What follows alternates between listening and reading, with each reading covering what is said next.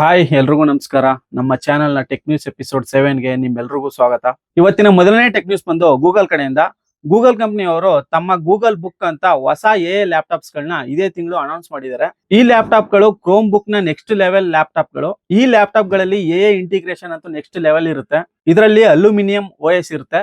ಇದರಲ್ಲಿ magic painter ಅಂತ ಒಂದು ಹೊಸ ಎ ಫೀಚರ್ ಇರುತ್ತೆ. ಇದೇಗಪ್ಪ ಕೆಲಸ ಮಾಡುತ್ತೆ ಅಂತಂದ್ರೆ ನೀವು ಯಾವ ಜಾಗಕ್ಕೆ ಕರ್ಸರ್ ನ ತಗೊಂಡೋಗಿರ್ತೀರಾ ಆ ಜಾಗದಲ್ಲಿ ಜೆಮಿನೈನ ಯೂಸ್ ಮಾಡಬಹುದು. ಈಗ ಫಾರ್ ಎಕ್ಸಾಂಪಲ್ ಯಾವ್ದಾದ್ರು ಒಂದು ಡೇಟ್ ಮೇಲೆ ತಗೊಂಡೋಗಿ ಕರ್ಸರ್ ನ ಇಟ್ಟು ಅಲ್ಲಿ ಆ ಡೇಟ್ ಗೆ ಇವೆಂಟ್ ನ ಕ್ರಿಯೇಟ್ ಮಾಡಬಹುದು. ನೆಕ್ಸ್ಟ್ ನಿಮಗೆ ಬೇಕಾದಾಗೆ ವಿಡ್ಜೆಟ್ ಗಳನ್ನ ಕ್ರಿಯೇಟ್ ಮಾಡಬಹುದು. ಈ ಫೀಚರ್ ಇರೋದ್ರಿಂದ ನೀವು ಬೇರೆ ಬೇರೆ ಅಪ್ಲಿಕೇಶನ್ ಗೆ ಹೋಗೋ ಅವಶ್ಯಕತೆನೇ ಇಲ್ಲ. ನೀವು ಜೆಮಿನೈಗೆ ಹೇಳಿದ್ರೆ ಸಾಕು, ಅದೇ ಎಲ್ಲಾ ಕ್ರಿಯೇಟ್ ಮಾಡ್ಕೊಡುತ್ತೆ. ಫಾರ್ ಎಕ್ಸಾಂಪಲ್ ನೀವು ಯಾವ್ದಾದ್ರು ಒಂದು ಟ್ರಾವೆಲ್ ಮಾಡ್ತೀರಾ ಅಂತಂದ್ರೆ ಅದಕ್ಕೆ ಒಂದು ವಿಡ್ಜೆಟ್ ನ ತಯಾರಿಸುವಂತ ನೀವು ಜೆಮಿನೈಗೆ ಹೇಳ್ತು ಅಂತಂದ್ರೆ ಜೆಮಿನೈನೇ ನಿಮ್ಗೆ ಫ್ಲೈಟ್ ಇನ್ಫಾರ್ಮೇಶನ್, ಹೋಟೆಲ್ ನ ಇನ್ಫಾರ್ಮೇಶನ್ ಎಲ್ಲಾನು ಕೂಡ ಡೆಸ್ಕ್ಟಾಪ್ ಮೇಲೆ ತೋರಿಸುತ್ತೆ. ಈ ಲ್ಯಾಪ್ಟಾಪ್ ನಲ್ಲಿ ಕ್ಲೋಸ್ ಮಾಡ್ತಿರಲ್ಲ, ಏನ್ ಓಪನ್ ಅಂಡ್ ಕ್ಲೋಸ್ ಮಾಡ್ತಿರಲ್ಲ ಆ ಜಾಗದಲ್ಲಿ ಒಂದು ಗ್ಲೋ ಬಾರ್ ಇರುತ್ತೆ. ಆ ಗ್ಲೋ ಬಾರ್ ಏನಾದ್ರು ಗ್ಲೋ ಆಗ್ತಾ ಇದೆ ಅಂತಂದ್ರೆ ಎಐ ಆಕ್ಟಿವ್ ಇದೆ ಅಂತ ಅರ್ಥ. ಈ ಲ್ಯಾಪ್ಟಾಪ್ ನ ಆಂಡ್ರಾಯ್ಡ್ ಗೆ ಸಂಪೂರ್ಣವಾಗಿ ಹೊಂದ್ಕೊಳ್ಳೋ ರೀತಿ ಡಿಸೈನ್ ಮಾಡಿದ್ದಾರೆ. ಅದರಲ್ಲಿ ಮೇನು ಆಪ್ ಕ್ಯಾಸ್ಟಿಂಗ್ ಅಂದ್ರೆ ನೀವು ಫೋನ್ ನಲ್ಲಿರೋ ಆಪ್ ಗಳನ್ನ ಡೈರೆಕ್ಟ್ ಆಗಿ ಲ್ಯಾಪ್ಟಾಪ್ ನಲ್ಲಿ ಡೌನ್ಲೋಡ್ ಮಾಡದಂಗೆ ಯೂಸ್ ಮಾಡಬಹುದು. ಇನ್ನೊಂದು ಕ್ವಿಕ್ ಆಕ್ಸಿಸ್ ಅಂತ. ಈ ಫೀಚರ್ ನ ಮುಖಾಂತರ ನಿಮ್ಮ ಫೋನ್ ನಲ್ಲಿರೋ ಫೈಲ್ ಗಳನ್ನ ನಿಮ್ಮ ಲ್ಯಾಪ್ಟಾಪ್ ನ ಫೈಲ್ ಮ್ಯಾನೇಜರ್ ನಲ್ಲಿ ಓಪನ್ ಮಾಡಿ ನೋಡಬಹುದು. ಗೂಗಲ್ ಅವರು ಈ ಲ್ಯಾಪ್ಟಾಪ್ ಗಳನ್ನ ಪ್ರೀಮಿಯಂ ಲ್ಯಾಪ್ಟಾಪ್ ಗಳಾಗಿರ್ತವೆ ಅಂತ ಹೇಳ್ತಾ ಇದಾರೆ. ಈ ಲ್ಯಾಪ್ಟಾಪ್ ಗಳನ್ನ ಇದೇ ವರ್ಷ ಸೆಪ್ಟೆಂಬರ್ ಅಕ್ಟೋಬರ್ ತಿಂಗಳಲ್ಲಿ ಲಾಂಚ್ ಮಾಡ್ತಾರೆ. ಇನ್ನು ಮುಂದಿನ ಟೆಕ್ ನ್ಯೂಸ್ ಬಂದು ಅಗೇನ್ ಗೂಗಲ್ ಕಡೆಯಿಂದಾನೆ. ಗೂಗಲ್ ಅವರು RCS ಮೆಸೇಜಿಂಗ್ ನ ಅಪ್ಡೇಟ್ ಮಾಡಿದ್ದಾರೆ. RCS ಮೆಸೇಜಿಂಗ್ ನಿಮ್ಗೆಲ್ರಿಗೂ ಗೊತ್ತಿರೋದೆ, ಡೈಲಿ ಯೂಸ್ ಮಾಡ್ತಾನೆ ಇರ್ತೀರಾ. ಒಂಥರ ಆಂಡ್ರಾಯ್ಡ್ ನ ಈ ಮೆಸೇಜಿಂಗ್ ಇದ್ದಂಗೆ ಇದು. ಈ ಅಪ್ಡೇಟ್ ನಲ್ಲಿ ಸೆಕ್ಯೂರಿಟಿ ಇಂಪ್ರೂವ್ ಆಗಿದೆ ಮತ್ತೆ ಹೊಸ ಹೊಸ ಫೀಚರ್ಸ್ ಗಳನ್ನ ಬಿಟ್ಟಿದ್ದಾರೆ. ಇದನ್ನ ಮೇ 12ನೇ ತಾರೀಕು ಅಫಿಷಿಯಲ್ ಆಗಿ ಜಾರಿಗೆ ತಂದಿದ್ದಾರೆ. ಈ ಅಪ್ಡೇಟ್ ನ ನಂತರ ಆಪಲ್ ಮತ್ತು ಆಂಡ್ರಾಯ್ಡ್ ನ ಮೆಸೇಜಿಂಗ್ ನಲ್ಲಿ ಎಂಡ್ ಟು ಎಂಡ್ ಎನ್ಕ್ರಿಪ್ಷನ್ ಇರುತ್ತೆ ಅಂತ ಹೇಳ್ತಾ ಇದಾರೆ. ಅಂದ್ರೆ ಮೊದಲು ಅಷ್ಟೊಂದು ಸೆಕ್ಯೂರ್ ಇರ್ಲಿಲ್ಲ ನೀವು ಮಾಡುವಂತ ಚಾಟ್ ಗಳು. ಇವಾಗ ಮೆಸೇಜ್ ಗಳನ್ನ ಮೆಸೇಜ್ ಕಂಪ್ನಿಗಳಾಗ್ಲಿ ಟೆಲಿಕಾಂ ಕಂಪ್ನಿಗಳಾಗ್ಲಿ ಓದಕ್ಕಾಗಲ್ಲ ಅಂತ ಹೇಳ್ತಾ ಇದಾರೆ. ನಿಮ್ಮ ಮೆಸೇಜ್ ನ ಪಕ್ಕ ಲಾಕ್ ಐಕಾನ್ ಕಾಣಿಸ್ಕೊತ್ತು ಅಂತಂದ್ರೆ ಅದು ಎಂಡ್ ಟು ಎಂಡ್ ಎನ್ಕ್ರಿಪ್ಷನ್ ಆಗಿದೆ ಅಂತ ಅರ್ಥ. ಮೊದ್ಲು ನೀವು ಫೋಟೋಸ್ ವಿಡಿಯೋಸ್ ನ ಕಳಿಸ್ತೀರಾ ಅಂತಂದ್ರೆ ಅಷ್ಟೊಂದು ಕ್ಲಾರಿಟಿ ಇರ್ತಿರ್ಲಿಲ್ಲ. ಇವಾಗ ಈ ಅಪ್ಡೇಟ್ ಆದ್ಮೇಲೆ 100 MB ತನಕ ಫೋಟೋಸ್ ವಿಡಿಯೋಸ್ ನ ಕ್ವಾಲಿಟಿ ಡ್ರಾಪ್ ಆಗದಂಗೆ ಕಳಿಸಬಹುದು. ಈ ಒಂದು ಅಪ್ಡೇಟ್ ನ ನೀವು ಆಕ್ಸೆಸ್ ಮಾಡಬೇಕು ಅಂತಂದ್ರೆ ಐಫೋನ್ ನಲ್ಲಿ iOS 26.5 ಈ ಒಂದು ವರ್ಷನ್ ಇರಬೇಕು. ಆಂಡ್ರಾಯ್ಡ್ ನಲ್ಲಿ ಗೂಗಲ್ ಮೆಸೇಜಸ್ ಅಪ್ಡೇಟ್ ಆಗಿರ್ಬೇಕು. ಈ ಒಂದು ಅಪ್ಡೇಟ್ ಯಾರು ಐಫೋನ್ ನ ಜಿಯೋ ಸಿಮ್ ನಲ್ಲಿ ಯೂಸ್ ಮಾಡ್ತಾ ಇದಾರೆ ಅವ್ರಿಗೆ ಈಗ ಆಲ್ರೆಡಿ ಅಪ್ಡೇಟ್ ಸಿಕ್ಕಿದೆ. ಏರ್ಟೆಲ್ ಮತ್ತು VA ಸಿಮ್ ಗಳಿಗೆ ವೆರಿ ಸೂನ್ ಬರುತ್ತೆ. ಇನ್ನು ಮುಂದಿನ ಟೆಕ್ ನ್ಯೂಸ್ ಬಂದು ರಿಯಲ್ಮಿ ಕಡೆಯಿಂದ. ರಿಯಲ್ಮಿ ಅವರು Realme 16T 5G smart phone ಅನ್ನ ಇದೇ ತಿಂಗಳು 22ನೇ ತಾರೀಕು ಲಾಂಚ್ ಮಾಡ್ತಾ ಇದಾರೆ. ಈ ಫೋನ್ ನೋಡೋದಕ್ಕೆ ಹೆಚ್ಚು ಕಡಿಮೆ ರಿಯಲ್ಮಿ 16T ತರನೇ ಇದೆ. ಇದರ ಒಂದು ಫೀಚರ್ಸ್ ನ ನೋಡೋದಾದ್ರೆ 8000 mAh ನ ಕೆಪಾಸಿಟಿ ಬ್ಯಾಟರಿ, 45 ವ್ಯಾಟ್ ನ ಫಾಸ್ಟ್ ಚಾರ್ಜಿಂಗ್. ಈ ಫೋನ್ ನ ಥಿಕ್ನೆಸ್ ಬಂದು 8.8 mm ಥಿಕ್ನೆಸ್. ಇನ್ನು ಡಿಸ್ಪ್ಲೇ ವಿಚಾರಕ್ಕೆ ಬಂತು ಅಂತಂದ್ರೆ 6.8 ಇಂಚ್ ನ ಅಮುಲೆಟ್ ಡಿಸ್ಪ್ಲೇ, 120 Hz ನ ರಿಫ್ರೆಶ್ ರೇಟ್ ಗೆ ಸಪೋರ್ಟ್ ಆಗುತ್ತೆ. ಇನ್ನು ಪರ್ಫಾರ್ಮೆನ್ಸ್ ನ ವಿಚಾರಕ್ಕೆ ಬಂತು ಅಂತಂದ್ರೆ MediaTek Dimensity 6300 ಪ್ರೊಸೆಸರ್ ಇದೆ. ಇದರ ಬೇಸ್ ವೇರಿಯಂಟ್ ಬಂದು 8GB RAM 256GB ಸ್ಟೋರೇಜ್.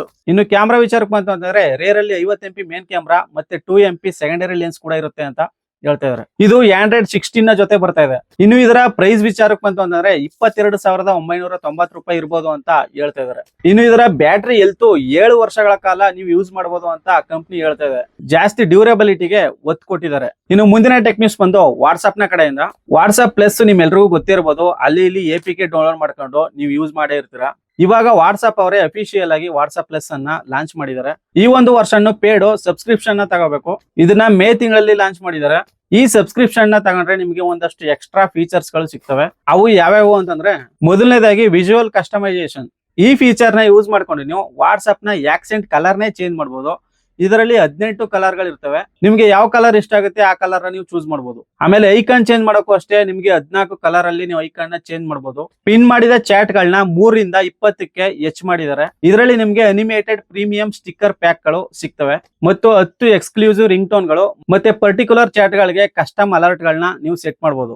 ಇನ್ನು ಸಬ್ಸ್ಕ್ರಿಪ್ಷನ್ ನ ಪ್ರೈಸ್ ನೋಡಿದ್ರೆ ಯುರೋಪ್ ನಲ್ಲಿ ತಿಂಗಳಿಗೆ 2.49 ಯೂರೋ ಇಷ್ಟಿರುತ್ತೆ. ಈ ಒಂದು ಫೀಚರ್ ವಾಟ್ಸ್ಆಪ್ ಮೆಸೆಂಜರ್ ಮಾತ್ರ ಅಪ್ಲೈ ಆಗುತ್ತೆ.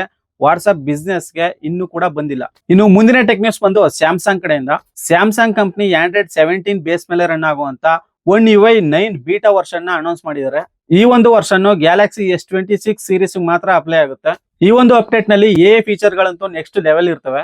ಅದರಲ್ಲಿ ಒಂದಷ್ಟು ಫೀಚರ್ಸ್ ಗಳನ್ನ ನೋಡೋದಾದ್ರೆ ಅದರಲ್ಲಿ brightness, sound, media playback slider ಗಳನ್ನ ನಿಮಗೆ ಬೇಕಾದಂಗೆ ಅಡ್ಜಸ್ಟ್ ಮಾಡ್ಕೋಬಹುದು. ಮತ್ತೆ ಅದರ ಸೈಜ್ ನ ಕೂಡ ಚೇಂಜ್ ಮಾಡಬಹುದು. ನೆಕ್ಸ್ಟ್ ಕ್ರಿಯೇಟಿವ್ ಸ್ಟುಡಿಯೋ ಇಂಟಿಗ್ರೇಷನ್, ಹಂಗಂದ್ರೆ ನೀವು ಕಾಂಟ್ಯಾಕ್ಟ್ಸ್ ಆಪ್ ನಲ್ಲೇ ಬೇಕಾದಂಗೆ ನೀವು ಪ್ರೊಫೈಲ್ ಗಳನ್ನ ಎಡಿಟ್ ಮಾಡ್ಕೋಬಹುದು. ಇದಕ್ಕೆ ಬೇರೆ ಎಡಿಟಿಂಗ್ ಆಪ್ ಗಳ ಅವಶ್ಯಕತೆ ಇರಲ್ಲ. ನೆಕ್ಸ್ಟ್ ಸ್ಯಾಮ್ಸಂಗ್ ನೋಟ್ಸ್ ಅಪ್ಗ್ರೇಡ್, ಈ ಫೀಚರ್ ಡಿಜಿಟಲ್ ಜರ್ನಲಿಂಗ್ ಮಾಡೋರಿಗೆ ತುಂಬಾ ಯೂಸ್ ಆಗುತ್ತೆ. ಈ ಒಂದು ಫೀಚರ್ ನಲ್ಲಿ ಹೊಸ ರೀತಿ ಪೆನ್ ಸ್ಟೈಲ್ ಗಳು ಮತ್ತು ಡೆಕೋರೇಟಿವ್ ಡಿಜಿಟಲ್ ಟೇಪ್ ಗಳನ್ನ ಸೇರಿಸಿದ್ದಾರೆ. ನೆಕ್ಸ್ಟ್ ಟೆಕ್ಸ್ಟ್ ಸ್ಪಾಟ್ಲೈಟ್, ಈ ಒಂದು ಫೀಚರ್ ನಲ್ಲಿ ನೀವು ಸೆಲೆಕ್ಟ್ ಮಾಡಿದ ಟೆಕ್ಸ್ಟ್ ನ ದೊಡ್ಡದಾಗಿ ಮತ್ತೆ ಕ್ಲಾರಿಟಿ ಆಗಿ ತೋರಿಸೋದಕ್ಕೆ ಒಂದು ಫ್ಲೋಟಿಂಗ್ ವಿಂಡೋನ ಕೊಟ್ಟಿದ್ದಾರೆ. ಆಮೇಲೆ ಸೆಕ್ಯೂರಿಟಿ, ಈಗ ಹಾರ್ಮ್ಫುಲ್ ಆಪ್ ಗಳು ಇನ್ಸ್ಟಾಲ್ ಆಗ್ತಾ ಇದ್ರೆ ಅದನ್ನ ಸಿಸ್ಟಮೇ ಕಂಡುಹಿಡಿದು ಅದನ್ನ ಇನ್ಸ್ಟಾಲ್ ಆಗೋದನ್ನ ತಡೀತದೆ. ಈ ಒಂದು beta version Galaxy S26 series phone ಗಳಿಗೆ ಮಾತ್ರ ಬಂದಿದೆ. ಇದರ ಸ್ಟೇಬಲ್ ವರ್ಷನ್ ಈ ವರ್ಷದ ಕೊನೆಯಲ್ಲಿ ಬರುತ್ತೆ. ಇನ್ನು ಮುಂದಿನ ಟೆಕ್ ನ್ಯೂಸ್ ಬಂದು ಸೋನಿ ಕಡೆಯಿಂದ. ಸೋನಿ ಕಂಪನಿ ನಮ್ಮ ಇಂಡಿಯಾದಲ್ಲಿ ಬ್ರೇವಿಯಾ 3 ಅಂತ ಒಂದು ಹೊಸ ಟಿವಿಯನ್ನ ಮೇ 12ನೇ ತಾರೀಕು ಲಾಂಚ್ ಮಾಡಿದ್ದಾರೆ. ಈ ಟಿವಿಯಲ್ಲಿ ಪ್ರೀಮಿಯಂ XR ಪ್ರೊಸೆಸರ್ ಇದೆ. ಇದು AI ಟೆಕ್ನಾಲಜಿಗೆ ಮತ್ತೆ ಗೇಮಿಂಗ್ ಗೆ ಪವರ್ಫುಲ್ ಪ್ರೊಸೆಸರ್. ಈ ಟಿವಿಯ ಫೀಚರ್ಸ್ ನೋಡೋದಾದ್ರೆ AI XR ಪ್ರೊಸೆಸರ್ ಇರೋದ್ರಿಂದ ಇದರಲ್ಲಿ ಪಿಕ್ಚರ್ ಕ್ವಾಲಿಟಿ ಮತ್ತು ಸೌಂಡ್ ನ ಕ್ವಾಲಿಟಿ ನೆಕ್ಸ್ಟ್ ಲೆವೆಲ್ ಇರುತ್ತೆ. ಇದರ ಡಿಸ್ಪ್ಲೇ ಕ್ವಾಲಿಟಿ ಬಂದು 4K ಅಲ್ಟ್ರಾ HD ಪ್ಯಾನಲ್ ಮತ್ತೆ 120 Hz ನ ರಿಫ್ರೆಶ್ ರೇಟ್ ಗೆ ಸಪೋರ್ಟ್ ಆಗುತ್ತೆ. ಇದರಲ್ಲಿ ಜಾಸ್ತಿ ಬಣ್ಣಗಳಿಗೋಸ್ಕರ XR ಟ್ರಿಲ್ಯೂಮಿನಸ್ ಪ್ರೋ ಮತ್ತು ಕ್ಲಿಯರ್ ಪಿಕ್ಚರ್ ಗಳಿಗೋಸ್ಕರ XR ಕ್ಲಿಯರ್ ಇಮೇಜ್ ಅನ್ನೋ ಒಂದು ಟೆಕ್ನಾಲಜಿನ ಇನ್ಕ್ಲೂಡ್ ಮಾಡಿದ್ದಾರೆ. ಇದರಲ್ಲಿ ಡಾಲ್ಬಿ ವಿಷನ್, HDR10 ಮತ್ತು HLG ಸಪೋರ್ಟ್ ಇದೆ. ಇದರಲ್ಲಿ 4 HDMI 2.1 ಪೋರ್ಟ್ ಗಳು ಇವೆ. ಇದರಲ್ಲಿ ವಾಯ್ಸ್ ಸರ್ಚ್ ಕೂಡ ಸಪೋರ್ಟ್ ಆಗುತ್ತೆ. ಇನ್ನು ಮುಂದಿನ ಅಪ್ಡೇಟ್ ಗಳಲ್ಲಿ ಗೂಗಲ್ ಜೆಮಿನಿ AI ಕೂಡ ಸಪೋರ್ಟ್ ಆಗುತ್ತೆ. ಇದರಲ್ಲಿ 20 ವ್ಯಾಟ್ ಸ್ಪೀಕರ್ ಗಳಿದಾವೆ. ಡಾಲ್ಬಿ ಅಟ್ಮಾಸ್ ಮತ್ತು DTS X ಮುಖಾಂತರ ಒಳ್ಳೆ ಸೌಂಡ್ ಕ್ವಾಲಿಟಿ ಬರುತ್ತೆ. ಇನ್ನು ಇದರ ಪ್ರೈಸ್ ವಿಚಾರಕ್ಕೆ ಬಂದ್ರೆ 55 ಇಂಚ್ಗೆ 99,990 ರೂಪಾಯಿ, 65 ಇಂಚ್ಗೆ 1,24,990 ರೂಪಾಯಿ, 75 ಇಂಚ್ಗೆ 1,79,990 ರೂಪಾಯಿ, ಇನ್ನು 85 ಇಂಚ್ಗೆ 3,05,990 ರೂಪಾಯಿ. ಇದು ಈಗ ಅವೈಲಬಿಲಿಟಿ ಇಲ್ಲ, ಆಗಸ್ಟ್ ತಿಂಗಳಿಗೆ ಬರುತ್ತೆ. ಇನ್ನು 100 ಇಂಚಿನ ಟಿವಿನ ಜುಲೈ ಆಗಸ್ಟ್ ತಿಂಗಳಿಗೆ ಅನೌನ್ಸ್ ಮಾಡ್ತಾರೆ. ಈ ಟಿವಿನ ಪರ್ಚೇಸ್ ಮಾಡೋರಿಗೆ 5 ಫ್ರೀ ಮೂವಿ ಕ್ರೆಡಿಟ್ ಗಳು ಸಿಗ್ತವೆ. ಪರ್ಚೇಸ್ ಮಾಡೋರು ಮಾಡಬಹುದು. ಇನ್ನು ಮುಂದಿನ ಟೆಕ್ ನ್ಯೂಸ್ ಬಂದು ನಾಸಾ ಕಡೆಯಿಂದ. ನಿಮ್ಮೆಲ್ರಿಗೂ ಗೊತ್ತಿರಬಹುದು, ನಾಸಾದವರು ಆರ್ಟಿಮಿಸ್ 2 ಪ್ರಾಜೆಕ್ಟ್ ಅನ್ನ ಈಗ ಒಂದು ತಿಂಗಳಲ್ಲಿ ಕಂಪ್ಲೀಟ್ ಮಾಡಿದ್ರು. ಇವಾಗ ಆರ್ಟಿಮಿಸ್ 3 ಗೆ ರಾಕೆಟ್ ಅನ್ನ ಅಸೆಂಬ್ಲಿ ಮಾಡ್ತಾ ಇದಾರೆ. ಇದನ್ನ ನೆಕ್ಸ್ಟ್ ಇಯರ್ ಲಾಂಚ್ ಮಾಡ್ತಾರೆ. ಈ ಒಂದು ಪ್ರಾಜೆಕ್ಟ್ ನ ಉದ್ದೇಶ ಚಂದ್ರನ ಸೌತ್ ಪೋಲ್ ನ ಮೇಲೆ ಮನುಷ್ಯರನ್ನ ಇಳಿಸೋದು, ಚಂದ್ರನ ಮೇಲೆ ನೀರು ಮತ್ತು ಐಸ್ ನ ಎಕ್ಸಿಸ್ಟೆನ್ಸ್ ನ ಬಗ್ಗೆ ರಿಸರ್ಚ್ ಅನ್ನ ಮಾಡೋದು. ಈ ಮಿಷನ್ ಅಲ್ಲಿ 2 ಗಗನಯಾತ್ರಿಗಳು 6 ದಿನಗಳ ಕಾಲ ಚಂದ್ರನ ಮೇಲೆ ಇರ್ತಾರೆ.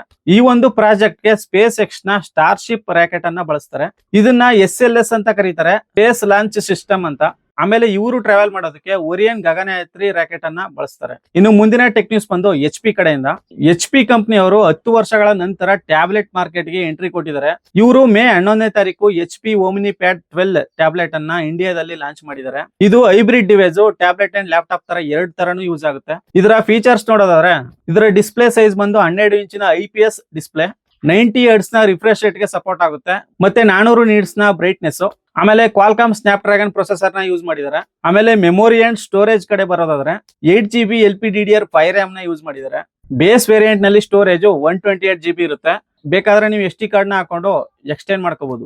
ಇನ್ನು ಇದರಲ್ಲಿ 31 ವ್ಯಾಟರ್ ನ ಬ್ಯಾಟರಿ ಇದೆ, 18 ಗಂಟೆ ಯೂಸ್ ಮಾಡಬಹುದು ಅಂತ ಕಂಪನಿ ಹೇಳ್ತಾ ಇದೆ. ಇದರಲ್ಲಿ 33 ವ್ಯಾಟ್ ನ ಫಾಸ್ಟ್ ಚಾರ್ಜಿಂಗ್ ಇದೆ. ಇನ್ನು ಇದರ ಕ್ಯಾಮ್ರಾ ವಿಚಾರಕ್ಕೆ ಬಂತು ಅಂತಂದ್ರೆ ರೇರ್ ಅಲ್ಲಿ 13 MP ಕ್ಯಾಮ್ರಾ ಇದೆ, ಫ್ರಂಟ್ ಅಲ್ಲಿ 8 MP. ಇದರಲ್ಲಿ ನಿಮ್ಗೆ ಡಿಟ್ಯಾಚಬಲ್ ಕೀಬೋರ್ಡ್ ಕೂಡ ಸಿಗುತ್ತೆ. ಇದ್ರ ಮುಖಾಂತರ ಇದನ್ನ ನೀವು ಲ್ಯಾಪ್ಟಾಪ್ ರೀತಿ ಕೂಡ ಯೂಸ್ ಮಾಡಬಹುದು. ಇದರಲ್ಲಿ ಕ್ವಾಡ್ ಸ್ಪೀಕರ್ ಗಳಿದೆ, DTS X ultra audio technology ಇದೆ. ಇನ್ನು ಇದರ ಕನೆಕ್ಟಿವಿಟಿ ಬಗ್ಗೆ ಮಾತಾಡೋದಾದ್ರೆ ವೈಫೈ 6E ಇದೆ, ಬ್ಲೂಟೂತ್ 5.2 ಇದೆ, ಇನ್ನು 3.5 mm ನ ಹೆಡ್ಫೋನ್ ಜಾಕ್ ಕೂಡ ಇದೆ. ಇನ್ನು ಇದರ ಪ್ರೈಸ್ ವಿಚಾರಕ್ಕೆ ಬಂತು ಅಂತಂದ್ರೆ ಇದರ ಬೇಸ್ ವೇರಿಯಂಟ್ ಗೆ ಅಂದ್ರೆ 8GB RAM ಮತ್ತೆ 128GB ಸ್ಟೋರೇಜ್ ಗೆ 48,999 ರೂಪಾಯಿ ಇಟ್ಟಿದ್ದಾರೆ. ಇದರಲ್ಲಿ ಕೀಬೋರ್ಡ್ ಕೂಡ ಇನ್ಕ್ಲೂಡ್ ಆಗಿರುತ್ತೆ. ಇದನ್ನ ಜೂನ್ ತಿಂಗಳಿಂದ ಸೇಲ್ ಗೆ ತರ್ತಾರೆ. ಇನ್ನು ಮುಂದಿನ ಟೆಕ್ ನ್ಯೂಸ್ ಬಂದು ಮೆಟಾದಿಂದ. USA ಅಲ್ಲಿ ಮೆಟಾ ಕಂಪನಿಯಲ್ಲಿ ಕೆಲಸ ಮಾಡುವಂತ ಎಂಪ್ಲಾಯ್ಸ್ ಗಳು ಮೇ 12ನೇ ತಾರೀಕು ಆ ಕಂಪನಿ ವಿರುದ್ಧ ಒಂದು ಪ್ರೊಟೆಸ್ಟ್ ಅನ್ನ ಮಾಡಿದ್ದಾರೆ. ಯಾಕಪ್ಪ ಈ ಪ್ರೊಟೆಸ್ಟ್ ಅಂತಂದ್ರೆ ಮೌಸ್ ಟ್ರ್ಯಾಕಿಂಗ್ ಟೆಕ್ನಾಲಜಿ. ಏನಪ್ಪಾ ಹಿಂಗಂದ್ರೆ ಅಂತಂದ್ರೆ ಇದೊಂದು AI ಟೆಕ್ನಾಲಜಿ.